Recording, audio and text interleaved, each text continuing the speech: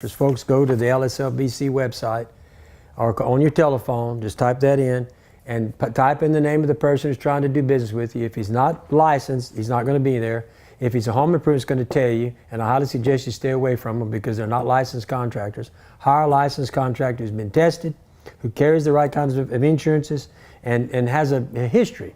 The longer the years somebody's in business, the better off you are when you're going to pick somebody to build your project. But the first thing is they should at least have a license, be a licensed contractor where they've been tested and can pass the test, get continued education, things of that nature. All right, so just remember you can go there. And remember, the other thing they do, watch your contracts, these one-page contracts, if it doesn't spell out like me, my contracts, and it has examples to do, but it's a total of 30-something pages. Therefore, you're going to know exactly what I'm going to do and exactly what's required of you. That's a well-understood contract. Talk to an attorney. He's going to tell you, I'm right. Whatever we agreed to needs to be in writing. Okay? If there's a problem, the written word doesn't change. Verbal stuff changes. You got to be careful with that stuff. Don't do nothing. I highly recommend you don't do nothing verbally. Now, Mallett Building's been in business 23 years, 22,000 buildings on the ground, A+ rating with the BBB. Folks, we got a plant. We cover 3 states. If you want somebody experienced, he's a state licensed contractor and been doing it a long time, we're the company. It's just that simple. So today I want to talk a little bit about, and I had a customer that I was talking to a minute ago, and we got on the subject of post frame versus stick frame. What's the difference? Well, stick frame is you pour the slab first, and when they pour the slab, they're going to put anchor bolts out of the bottom, outer perimeter. They're going to put a plate, and that's what holds building down. Got to put chain walls because now all the weight is supported on that outer perimeter. On the inside, you're going to put inner walls. You got to put some chain walls there because all the weight now is sitting on top of that slab. Okay, that's what happens in stick frame. The problem with stick frame, in my opinion, when Rita hit Cameron Parish, all the houses. What surprised everybody was all the slabs were clean as this, clean as this desk.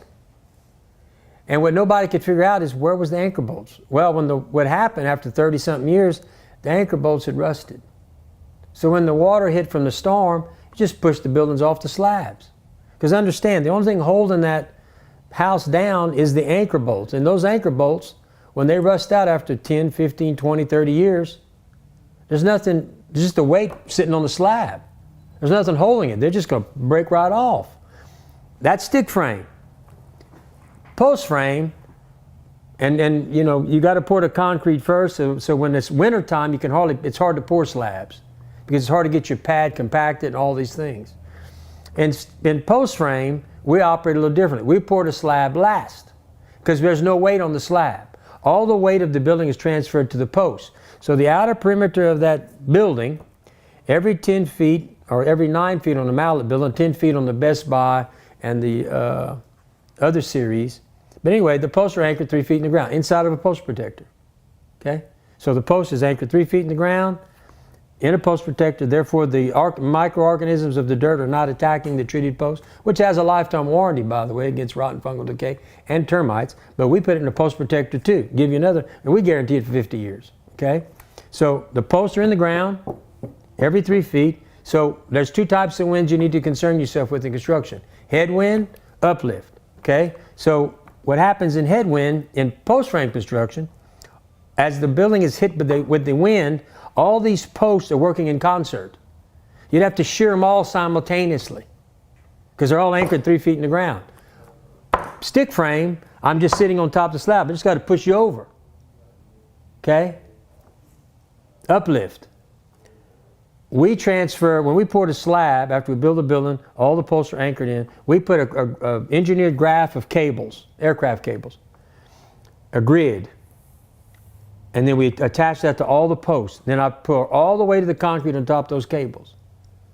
So what happens, I took the dead weight of the slab and transferred it to the outer perimeter of the building with all these cables. So if uplift would occur, it's got to lift that whole slab up. And if that happens, you don't want to be around. And it's highly unlikely. So that's some of the things you need that I want to explain to you. I've done this before, but I guess I need to refresh because I was having the conversations. When you do it wrong, no, I do it right. I pour the slab last because I don't want no weight. And then when I do it this way, I have no weight on the slab. It is floating. All the weight of the building is sitting on the post, transferred to the post.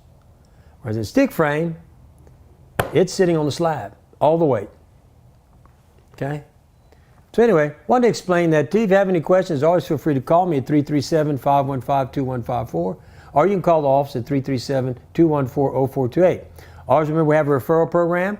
You know, if you buy a building with Mallett, and you refer someone, you get a $200 check. That's simple. In other words, if you sell 10 buildings, you're going to get $2,000. I'm going to help you pay for your building, because now you have a product to show at your house. And I want to help you pay for your building. That is always the objective here, is to try to get people who bought buildings to always talk good about us, but at the same time make some money. Help pay for your building. Hey, you know, you got the product. Show it. Get the customer here. You know, I send 50 sheets to every customer who buys a building, which are referral sheets. And if that customer comes with a referral sheet, or if my referral guy who handles all that calls you, he'll call the person for you, and we'll still send you $200. So anyway, if you have any questions about anything we do, feel free to call me. And I've given you my number, 337-515-2154, or you can call the office at 337-214-0428. Thank you. Please share this. It's always